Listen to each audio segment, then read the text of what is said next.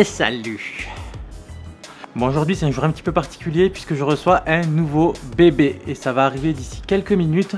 Donc cette vidéo ne sera pas un vlog mais plutôt une vidéo d'essai de ce nouveau jouet. Allez, c'est parti. Hop. J'arrive. Ouais,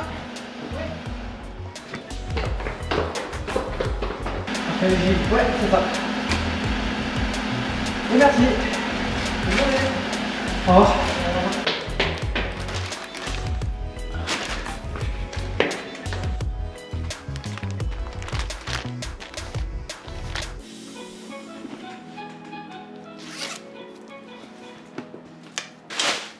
Bon alors, petit résumé rapide pour ceux qui ne suivent pas mes vlogs.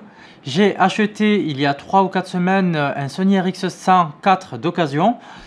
Et je l'ai démonté pour réparer un petit truc qui se promenait à l'intérieur et qui gênait la prise audio. Et en le démontant, je l'ai cassé. Mais en fait, pour de vrai, les 3 ou 4 jours que j'ai pu essayer ce boîtier, j'en ai été hyper satisfait. Donc, ce que j'ai fait, c'est que celui-ci, je l'ai envoyé en réparation. Et pour le remplacer, j'ai acheté la dernière version qui est le RX100 numéro 5. Donc, maintenant que vous connaissez un petit peu l'histoire, ce que je vous propose, c'est de l'ouvrir. Alors, vous aurez remarqué que cette fois, j'ai fait super attention au colis parce que ce qu'il y a dedans, ça vaut quand même 1200 €. Alors, moi, je l'ai commandé sur le site de iGlobal Central. Il me faut un truc pour ouvrir, je reviens.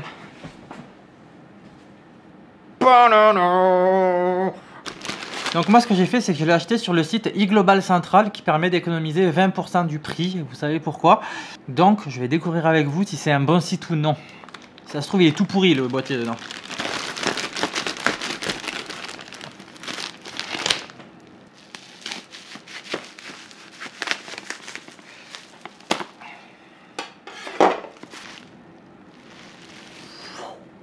Tada. Bon, ben c'est le moment de l'ouvrir. Il est là, le petit.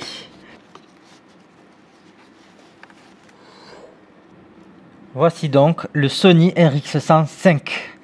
Bon alors, esthétiquement parlant, il est exactement identique au Sony RX100 IV et au Sony RX100 III.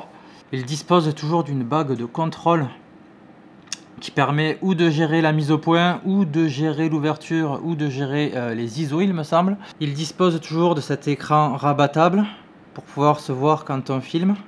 Bon alors ce que je vais faire, c'est que là je vais le mettre en charge et je vais filmer le reste de la journée avec. Ah, c'est quand même bien d'avoir un écran. Non ? Bon voilà, c'est le deuxième jour de ce test. En fait hier, le temps que l'appareil charge, je n'ai pas du tout eu le temps de l'essayer.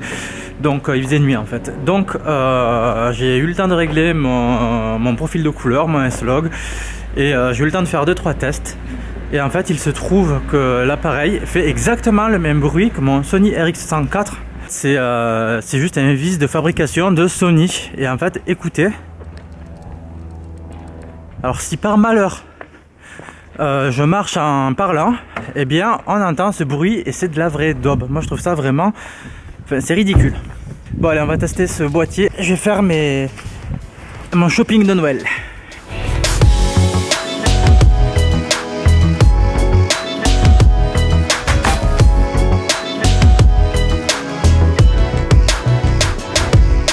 Ok, on vient d'arriver à Montpellier pour mon shopping de Noël. Et bon, il va falloir que je trouve ce que j'ai envie d'acheter et je vais en profiter pour tester mon petit Sony RX100 V.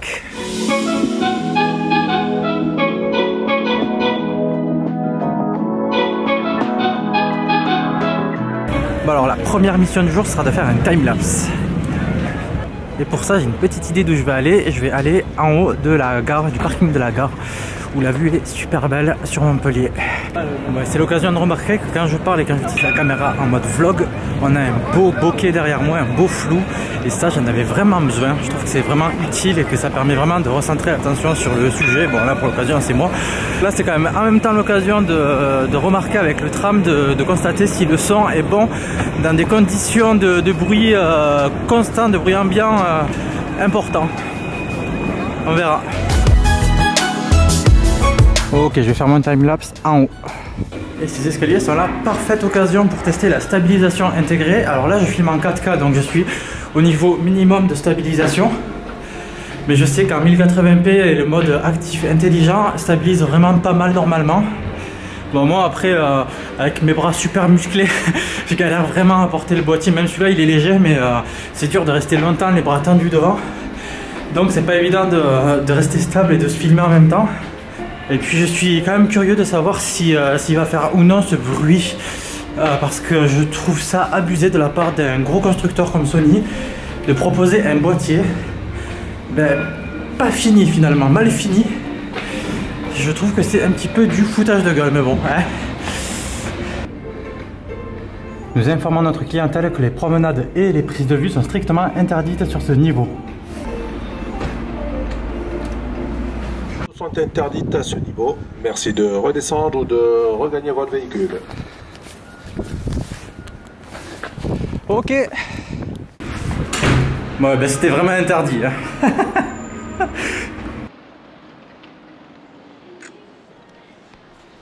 Bon, je repasse sur le Sony A7S II le temps que mon timelapse se fasse. Je vais en profiter pour vous expliquer comment je me paye tout ce matériel vidéo, parce que c'est vrai que on peut être amené à se poser la question dans le sens où ma seule activité à l'heure actuelle c'est YouTube qui me rapporte environ 4 à 5 $ par mois. À l'heure actuelle, mon revenu principal c'est le RSA, donc 470 € par mois. C'est ridicule, mais ça aide à survivre. Le deuxième revenu que j'ai et qui est devenu très occasionnel maintenant, c'est les vidéos que je fais au black, très occasionnellement. De toute façon, quand on fait une vidéo tous les 2-3 mois, il n'y a pas d'autre statut possible que de les faire au black. Donc voilà. Mis à part ça, il faut avouer que je suis quelqu'un de très peu dépensier. Je pense vraiment que le blouson que j'ai sur moi actuellement est le seul vrai achat en vêtements que j'ai jamais fait, si ce n'est une paire de baskets tous les 3-4 ans. Donc vous voyez déjà que par rapport à quelqu'un de normal, je dépense très peu sur le côté esthétique. Je n'ai pas de voiture, la voiture que j'utilise est celle d'Annelise. Lorsque je voyage, je dépense très peu, je m'arrange toujours pour faire du covoiturage, pour dormir chez les potes. Donc voilà, je dépense très peu au quotidien. Et finalement, ça me permet de temps en temps de me faire plaisir, même assez régulièrement en matériel vidéo.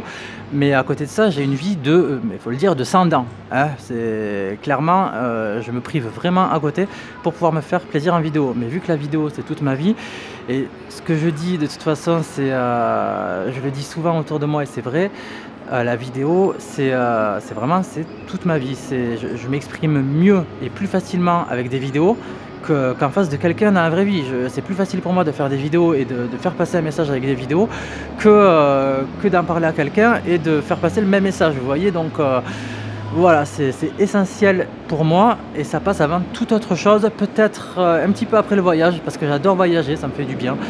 Mais mis à part ça, voilà, c'est essentiel pour mon équilibre mental, pour mon bien-être.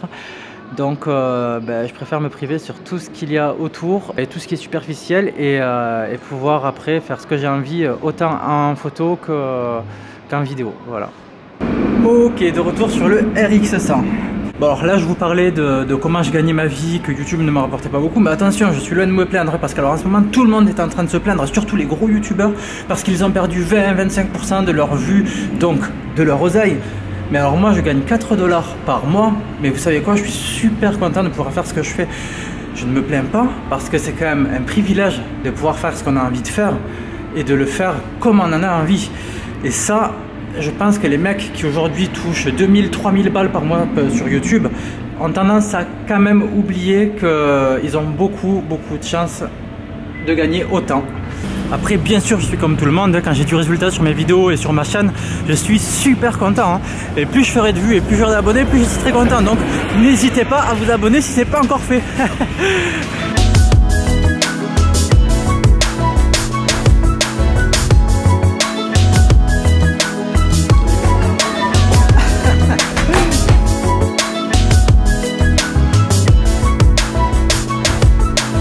Petite précision à ce moment de la journée, tous les plans que je filme dans cette vidéo sont filmés en 4K, tous les plans en vitesse normale, et pour tous les autres plans qui sont filmés en vitesse en slow motion, c'est en 1080p. Voilà.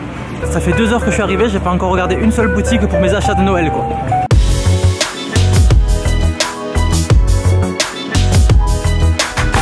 Bon, ok, il commence à faire nuit, je vais achever cette journée de test, il faut que je rentre. Mais j'aurais bien aimé essayer les capacités de cet appareil photo en basse lumière. Bon, ce sera pour une prochaine fois, dans de futures vidéos. Pour l'instant, ce que j'en pense, j'ai l'impression que la qualité vidéo est dingue. Par contre, j'ai un petit peu peur de la qualité audio, comme maintenant par exemple. Mais bon, on peut faire avec, ça reste quand même un compact de très bonne qualité. Mais je vous donnerai mon avis une fois que j'aurai terminé le montage vidéo. En tout cas, normalement, j'ai trouvé ce que je voulais pour Noël et ça, c'est cool. Ok, j'ai terminé le montage donc de ce test et il est temps de faire un petit récapitulatif de ce que j'ai pensé de ce Sony RX100. Donc je vais d'abord aborder l'aspect vidéo. Alors un des plus gros arguments de vente du Sony RX105 est la vitesse de mise au point. Et je l'ai essayé, c'est quand même un truc de malade. Et elle est tellement rapide, c'est pour dire on peut régler la vitesse de la mise au point dans le menu. Ce que je n'ai pas dit au début de la vidéo, c'est qu'il filme en 6K qui sont ensuite downscalés en 4K. Donc la qualité est juste fabuleuse et vous avez pu le constater. Il permet de filmer en S-Log2 ou en Cine 2. Donc ils sont des profils de couleurs qui permettent de filmer en flat. Donc grosso modo l'image brute ça donne ça. Et que leur gradé ça donne ça. Voilà, c'est pour vous donner une petite idée.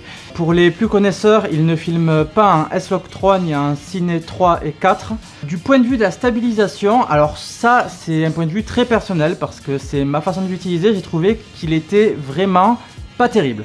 Vous aurez pu le constater tout le long de la vidéo, lorsque je me filme en selfie, l'image bouge beaucoup. Un truc que j'ai trouvé un petit peu juste aussi du côté de la vidéo, c'est l'angle de vue. Donc 24 mm, il me semble que ça équivaut à du 35 mm. Vraiment pour du vlog ça fait un plan un peu trop serré et si en plus on rajoute le crop lié à la stabilisation, on se retrouve avec un plan qui coupe quand même pas mal.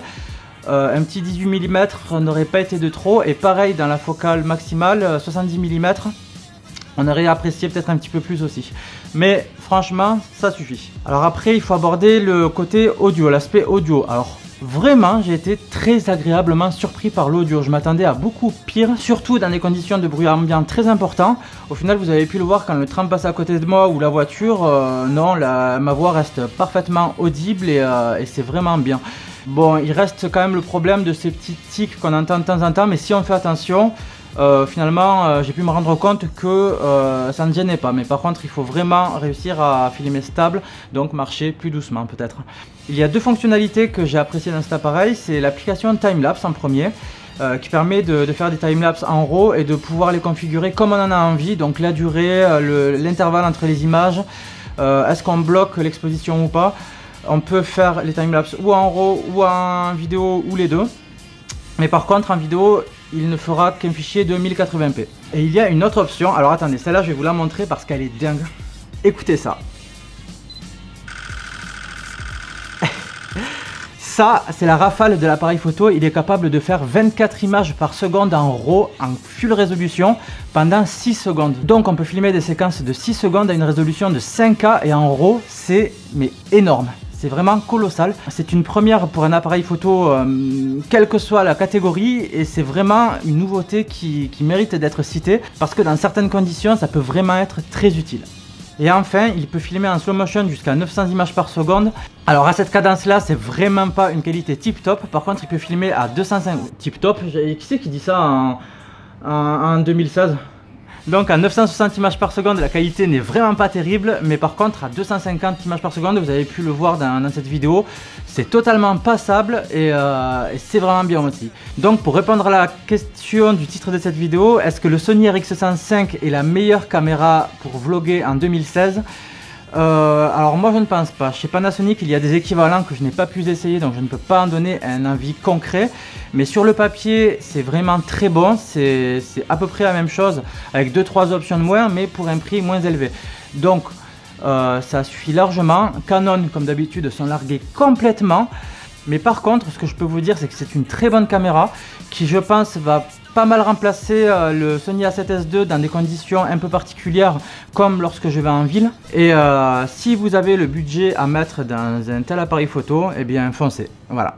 Et c'est sur cette magnifique conclusion que je termine ce test. Comme d'habitude, si vous avez apprécié, n'hésitez pas à me laisser un petit pouce bleu. N'hésitez pas non plus à commenter pour me poser vos questions. Et si vous ne l'êtes pas encore, abonnez-vous. Allez, à la semaine prochaine, je vais attaquer des daily vlogs et je vais vous faire découvrir l'Ariège. Et après, je garde la surprise. Allez, ciao!